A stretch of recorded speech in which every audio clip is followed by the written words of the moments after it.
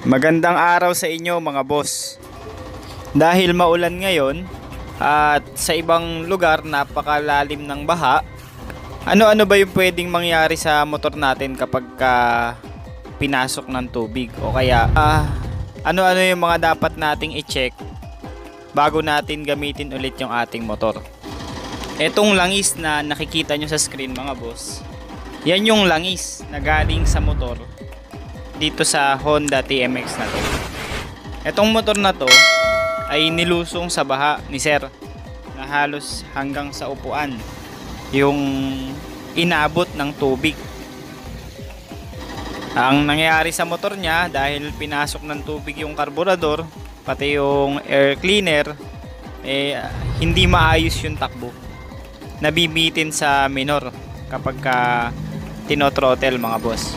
Kaya dinala niya dito sa shop yung motor niya para ma-check yung spark plug at linisin na rin tong karburador, pati tong air filter ay pinasok din ng tubig mga boss.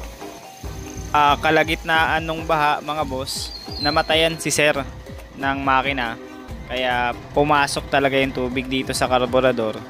Kaya pagbukas namin kanina, yung karburador ni sir may halong tubig yung gasolina. So ano-ano ba yung mga pwede nating gawin o yung mga dapat nating gawin kapag nabaha yung ating motor mga boss?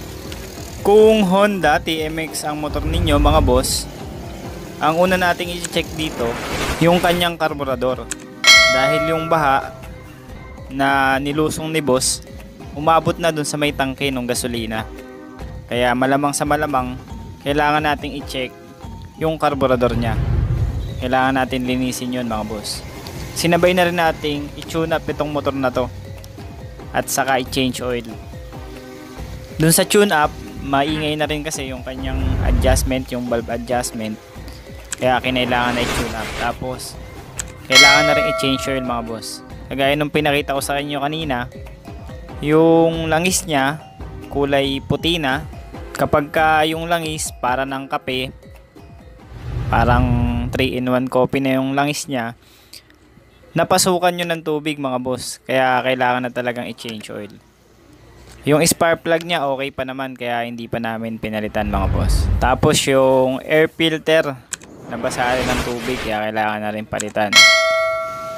Okay, so ang kailangan nating i-check yung ating air cleaner, yung karburador, yung spark plug, yung langis ng ating motor, yung battery, saka yung wirings mga boss. Yung wirings, check natin kung meron bang ground. Kung meron po kayong natutuhan sa video na to, please like, share, and comment mga boss. At para lagi kayong updated sa ating channel, mag-subscribe na po kayo mga boss. At pakipindot na rin ang notification bell sa ibaba. Yun lang mga boss, hanggang sa susunod na video ulit natin.